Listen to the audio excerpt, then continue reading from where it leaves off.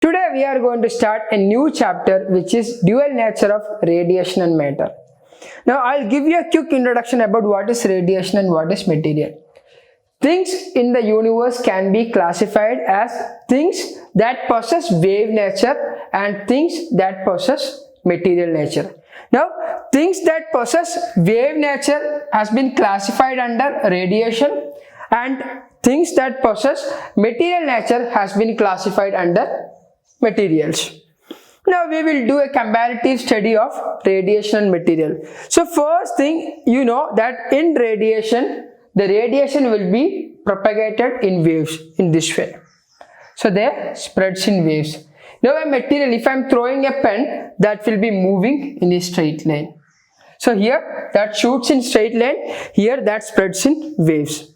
Now radiation, for example, can you tell me an example for radiation? Light is a form of radiation, right? So does the light carry mass? Previously in classical mechanics, we have considered that light has no mass, that only carries energy. So previously it has considered, now in modern physics, whatever the postulates are coming, that we will keep aside as of now. As of now, we are only considering the points which was a perception previously before the introduction of modern physics. Okay, so as per that, radiation doesn't carry any mass. Now material has mass.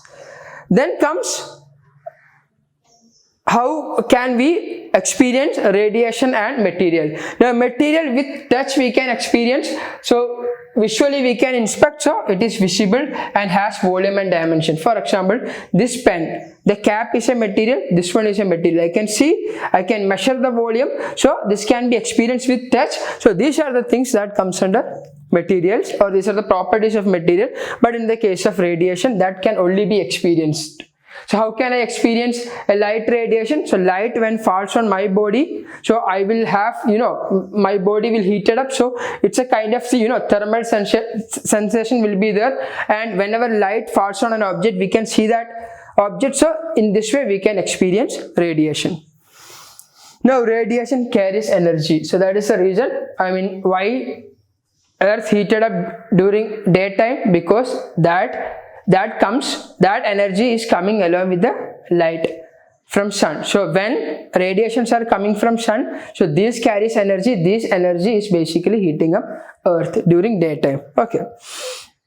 Now material also carries energy. How it carries energy? When I am throwing an object, it carries an energy which is called as kinetic energy. So basically these are mechanical energy.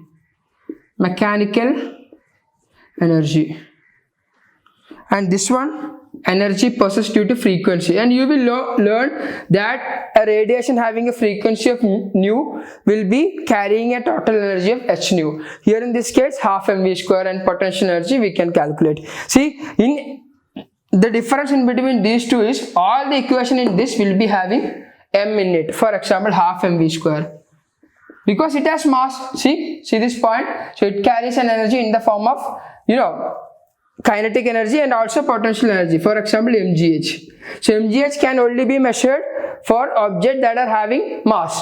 But can I substitute these two equations here? No, because it has no mass. If I am using these two equations over here, the value will become 0 and 0, because value of m at radiation, it is 0. So the fundamental radiation, the basic radiation which we consider is light. Okay, so light is a form of radiation, and we have different colors of light. So that basically the one which we are seeing is coming under visible spectra: violet, indigo, blue, green, yellow, orange, red. And there are many other radiations like radio waves, gamma wave, and X-rays, microwaves. This we can't see, but we can experience. So this will basically, in the case of microwave oven, we can't see the radiations coming, but that is basically able to cook the material. So these materials are getting heated up. So that is a way of experiencing, right? Temperature will be increased, but we can't see those radiation coming in. Okay. Now, what is the basic material? That is the smallest element which we consider is the electron. So we can consider electron as the basic material having the smallest size, and here in this case light, in the case light radiations. Okay, now this was a comparison made in the classical physics. So after the arrival of Einstein and Planck, they were able to prove that those things that possess wave nature, for example light, that also shows material nature. So what is material nature? Let's say I have an object here, I have another object, these two are material. When I am throwing one material over other material, after collision, displacement happens, right? Because these two are material. This material came in contact with the other material and both has displaced. Now, instead of material, if I am allowing light ray to come and fall on the object, that will be able to increase the temperature because it carries energy, but that won't be able to displace it from its position because these are not materials. But after Einstein and Planck, after advancement of modern physics, scientists were able to prove that light possesses material nature as well. How can we prove it? Let's say we have a material here, light ray will come and fall on this material, and from here, if electrons are taken out, or if an atom is taken out, I can say that this possesses material nature, because only a material can come and collide with another material and have an emission in this way possible. If it is an energy, that can only heat an object, but material can take it. So material can basically displace it from one position. Clear?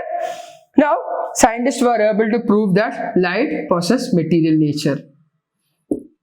Now I will take an example of material which is electron. Okay, now electron possesses only material nature. Now we know that interference, diffraction and polarization, these are only possible with waves. What is interference? We have one wave in this way, okay, and when this coincide with another wave of this form, what will happen? This displacement will be added up. Okay, so crest will be added up, trough will be added up. So if it is in this way, we will get a new wave in this way. Okay, now if it is having a path difference in this way, like a crest falls on trough, so here in this case, in this way. So see, a crest, a trough and a crest, when added up, we will get a wave. So this wave, neither this will exist nor this will exist because the effect. So here at this point, the displacement is above and here it is below. So this will cancel. Above, below. So these are called as destructive interference. Whenever two waves having a path difference of lambda, whenever they collide at one point, whenever they meet at one point, the net displacement will be zero. This is destructive interference. Sure, it's not lambda, it's lambda by 2. Okay, whenever two waves, one is in this way, this is the total lambda. Now another wave in this way. So what is the path difference in between these two? See, I can say I can complete in this way. Now I can say that this wave has started at this position and even this also started from 0. So this is 0, then this is lambda by 2. Now this is lambda. So here this is lambda by 2, this is lambda. So this one is the whole wavelength and this is half wavelength. Here also this one is half wavelength, this one is full wavelength. Now at this point, what is the path difference? This one is 0, this one is lambda by 2. So lambda by 2 minus 0 is lambda by 2. So in the case of two waves, when they are meeting at a point having a path difference of lambda by 2, will be making destructive interference, and having a path difference of lambda, n lambda, it can be 0, it can be 1 lambda, it can be 2 lambda, there will be constructive interference. For example, one wave in this way and another wave, this way. So these are making 0, 0. What is the difference? 0 minus 0, 0, which is 0 lambda. Now next case is one wave and another wave. See, this one is 0, this one is lambda. Now here 0, lambda, 2 lambda. What is the path difference?